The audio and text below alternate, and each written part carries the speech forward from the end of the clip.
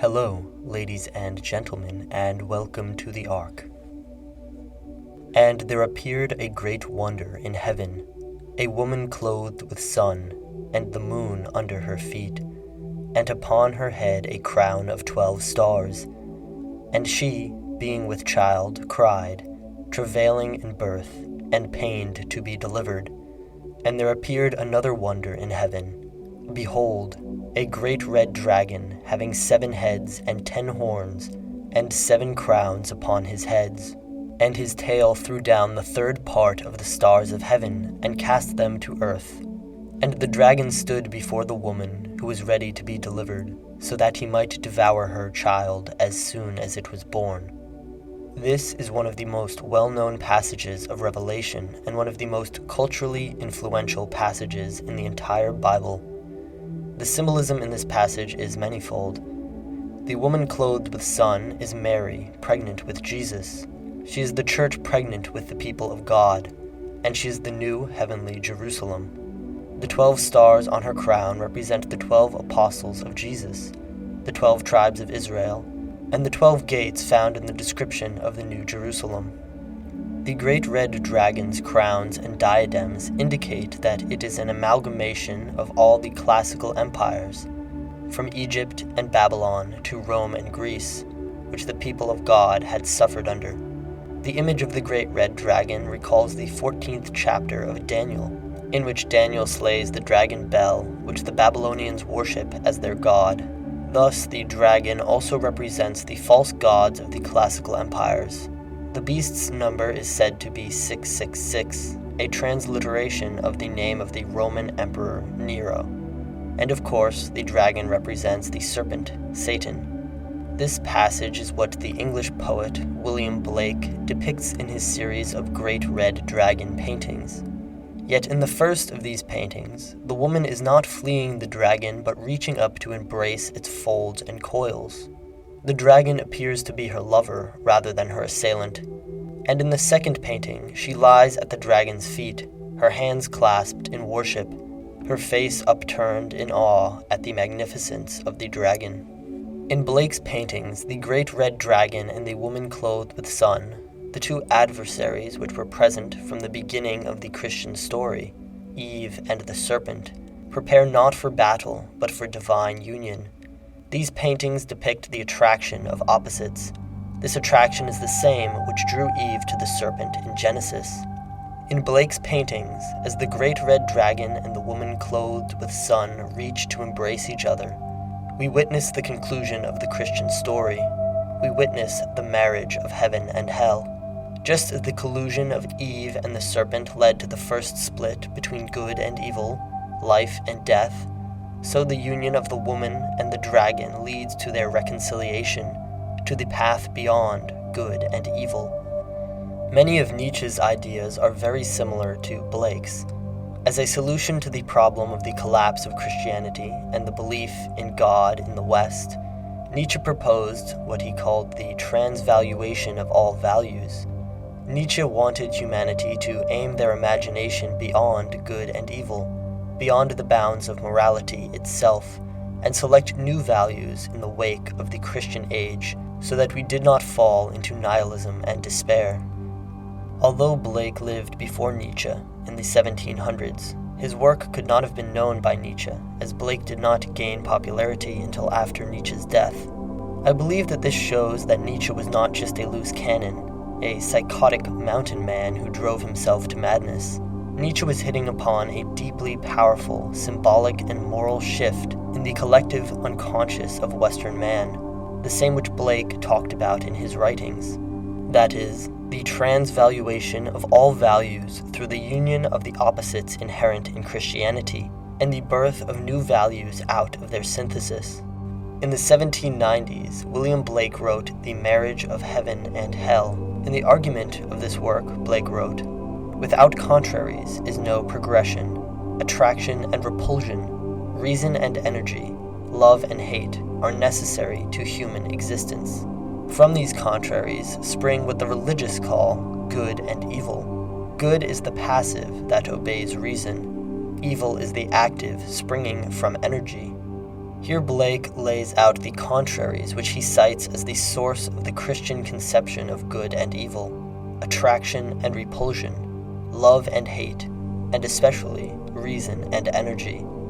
The idea that good and evil are necessary parts of human existence, and that love and hate are equally valuable, is of course extremely heretical from a Christian perspective. For Blake, the Christian conception of good is passive reason. Reason is prudently following one's intellect. In contrast, evil is active energy. It is the passions, the violent and wild drives which stem from the body. But in the first section of The Marriage of Heaven and Hell, titled The Voice of the Devil, Blake critiques this Christian division of the world into good and evil, body and soul, reason and energy.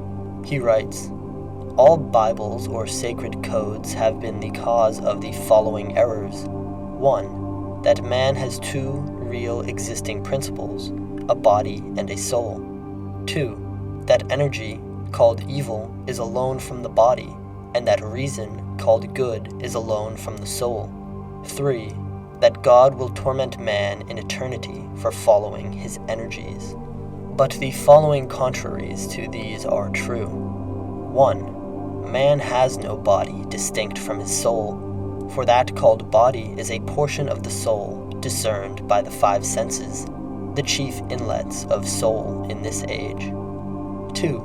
Energy is the only life, and is from the body, and reason is the bound or outward circumference of energy. 3. Energy is eternal delight. Blake, channeling the voice of the devil, says that man is not divided into body and soul, and that reason, good, does not stem from the soul, nor does energy, evil, stem from the body. To the contrary, energy is the animating force of life which stems from the body, while reason is what guides and moderates these energies, like Athena grabbing Achilles by the hair and preventing him from killing Agamemnon in a fit of rage. But the energies, the passions, must not be conquered, crushed, and repressed by the cold foot of reason, for this leads to sterility, nihilism, and weakness of will. It leads to the very negation of the life force of an individual or people. As Nietzsche put it, an attack on the roots of passion means an attack on the roots of life. Nietzsche believed that all living creatures were guided by the will to power, the instinct to create, to conquer, to increase one's health and strength, to increase one's power. This is what Blake might have called energy. While Darwin conceptualized evolution as a mostly passive process in which life forms are acted upon by nature, chance mutation, and sexual selection, Nietzsche believed that all creatures seek to master and dominate their environment, to transform themselves so that they do not only survive, but thrive, so that they prepare themselves for ever greater challenges and greater heights. It is our instincts and passions, our will to power, to life, which have allowed us to evolve from microorganisms to humans. There is no reason that this process of ascent must stop, that the mounting tide of life must ebb. But Nietzsche believed that humanity had already begun to decay with the disease of nihilism and anti-instinctual morality. In Twilight of the Idols, Nietzsche wrote, "Socrates was a misunderstanding. The whole morality of improvement, Christian morality included, was a misunderstanding. The most glaring daylight rationality at all costs, a life clear, cold, careful, aware, without instinct, in resistance to the instincts, was itself just a sickness, another sickness, and not at all a way back to virtue, to health, to happiness. To have to fight the instincts, that is the formula for decadence. As long as life is ascending, happiness is the same as instinct. Your instincts are designed to help you, to aid you in your ascent towards life. When the instincts afflict and torture, it is the sign of a sick individual and a sick society. Take beauty. Beauty is often dismissed now as a superficial value. something purely external and arbitrary, a thing of chance not to be taken too seriously. This is doubtless due to the combination of our own superficial celebrity culture and the Christian conception of beauty as misleading, as a temptation, and of lust as a sin. But what purpose does our instinct for beauty serve? A beautiful apple is a healthy apple, one which awakens desire within us.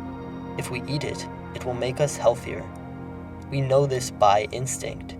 An ugly apple, however, is a rotten apple, one which will make us sick if we eat it. By instinct, we are repulsed by it. And so it is with people who we find beautiful. We are attracted to those who are good mates. Lust is nature driving us towards what is beautiful, what is healthy, and what is pure, what improves us, what increases our life force, our strength of will, and our ability to create beautiful things. In Twilight of the Idols, Nietzsche wrote on beauty, "Beauty is no accident. Even the beauty of a race or family, its charm and grace in all its demeanor, has to be worked for. Just like genius, it is the final result of the accumulated work of generations. Merely training one's feelings and thoughts is worth practically nil. First, one must convince the body. It is decisive for humanity that one begin culture at the right place, not in the soul, as was the fatal superstition of the priests and semi-priests. The right place is the body, demeanor, diet, physiology, and the rest is a consequence. For this reason, the Greeks are still the first cultural event of history. They knew, they did, what was needed. Christianity, which despised the body, is the greatest misfortune of humanity up to now. Of course, beauty can deceive us. Our modern world is full of illusions and deceptions, full of spiders spinning their glittering webs to entangle us in traps and feed upon us. Our instincts are constantly used against us by corporations and politicians, used to addict us, to trick, and to manipulate us. But this does not mean that we should turn away from our instincts. Turning against one's own nature is a fatal error, one which has led us here. Our instincts are not wild animals needing to be caged and beaten into submission. No.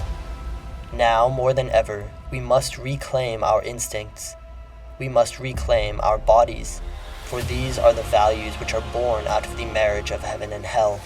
We must rekindle that spark of life, that divine energy, that flame of lust and desire within us to conquer, to create, to overcome, to spread health and beauty. We must dare to step beyond the bounds of the intellect, to step beyond good and evil, and to aspire to live as nature intended. Proud, noble, beautiful, fearless, ready for any challenge, for any task. Nietzsche wrote, "Born as one is to a subterranean life of struggle, one emerges again and again into the light. One experiences again and again one's golden hour of victory, and then one stands forth as one was born, unbreakable, tensed, ready for new, even harder, remoter things. Like a bow that distress only serves to draw tauter. If it is still in the stars of humanity to accomplish great things, we must first persuade the body. The body is our new value. The body is our new morality. From the marriage of heaven and hell is born again the body."